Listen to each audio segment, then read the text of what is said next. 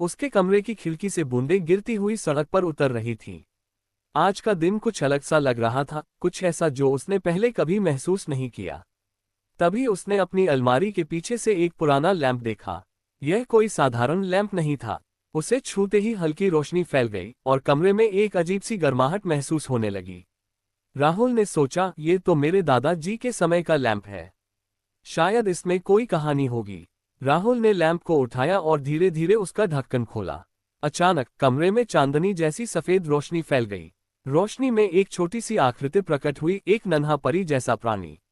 सपनों, किताबें लिखने और नए देश घूमने के सपनों को भूल ही दिया था। मैं तुम्हारी मदद कर सकती हूँ, परी ने मुस्कुराते हुए कहा। लेकिन इसके लिए तुम्हें मेरी कहानी पूरी सुननी होगी। चांदनी ने अपने छोटे हाथ में एक चमकदार पुस्तक पकड़ी और पढ़ने लगी। किताब में चित्र और शब्द चलते हुए एक जादुई दुनिया का रास्ता दिखा रहे थे, पहाड़ों की चोटियां, गहरी नदियां और उड़ते हुए शहर। राहुल ने महसूस किया कि वह अपने खोए हुए सपनों की दुनिया में खो गया है। परी ने कहा, तुम्हें अपने सपनों की सुरक्षा करनी होगी। हर दिन कम से कम 1 घंटा अपने सपनों के लिए निकालो, चाहे वह पढ़ाई हो, लिखाई हो या नया सीखना। राहुल ने वादा किया। जैसे ही उसने वादा पूरा किया, परी ने धीरे धीरे लैंप में उड़कर चली गई। कमरे में सामान्य रोशनी वापस आ गई, लेकिन राहुल के दिल में अब कुछ बदल गया था। अगले दिन से राहुल ने छोटे छोटे कदम उठाए। उसने एक डायरी बनाई जिसमें वह हर दिन अपने नए सपनों को लिखता। उसने पहाड़ी इलाकों के बारे में पढ़ाई शुरू की और छोटे लेख लिखने लगा।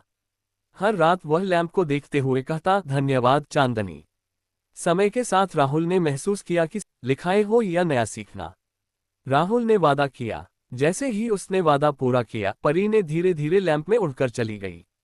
कमरे में सामान्य रोशनी वापस आ गई, लेकिन राहुल के दिल में अब कुछ बदल गया था। अगले दिन से राहुल ने छोटे छोटे कदम उठाए। उसने एक डायरी बनाई जिसमें वह हर दिन अपने नए सपनों को लिखता। उसने पहाड़ी इलाकों के बारे में पढ़ाई शुरू की और छोटे लेख लिखने लगा। हर रात वह लैंप को देखते हुए कहता, धन्यवाद चांदनी। समय के साथ राहुल ने महसूस किया कि सपनों को खोना डरने की बात नहीं है। डरने की बात है कि अगर हम उन्हें खोजने की कोशिश ही न करें। और इसी खोज ने उसे अपनी दुनिया और अपने आप से जोड़ दिया। राहुल अब जान गया था, सपनों की दुनिया हमेशा हमारे पास होती है, बस हमें उन्हें देखने की जरूरत होती है।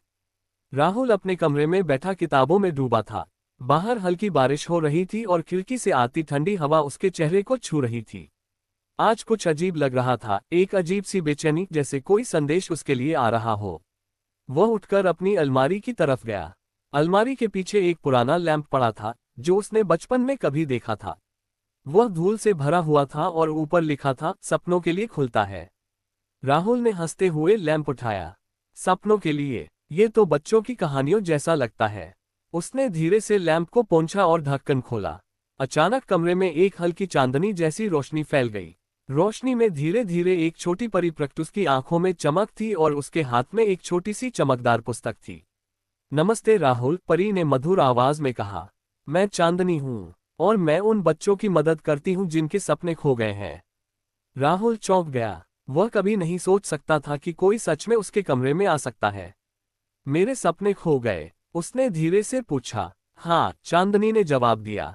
तुम्हारा सपना नहीं खोया, बस तुम उसे भूल गए हो। तुमने अपनी पढ़ाई और खेल में इतना समय दे दिया कि अपने पुराने सपनों को भूल गए। राहुल को अचानक याद आया कि बचपन में वह किताबें लिखना चाहता था, दुनिया घूमना चाहता था, नए नए देशों के बारे में जानना चाहता था। लेकिन समय और व्यस्तता ने उसे अपनी दुनिया में रोक दिया था।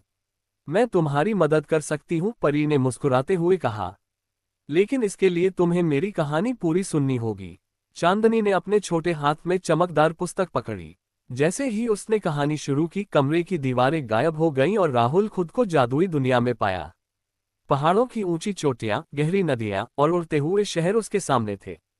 कहानी में एक युवा लड़का था जिसका नाम अर्जुन था। अर्जुन भी अपने सपनों को भूल चुका था, लेकिन उसने हिम्मत नहीं हारी। उसने छोटी छोटी चीजों से शुरुआत की, अपने आसपास की दुनिया को ध्यान से देखना, नए दोस्त बनाना और हर दिन एक नई चीज सीखना।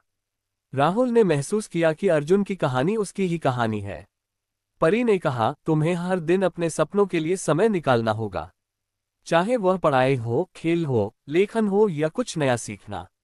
राहुल ने वादा किया। जैसे ही उसने वादा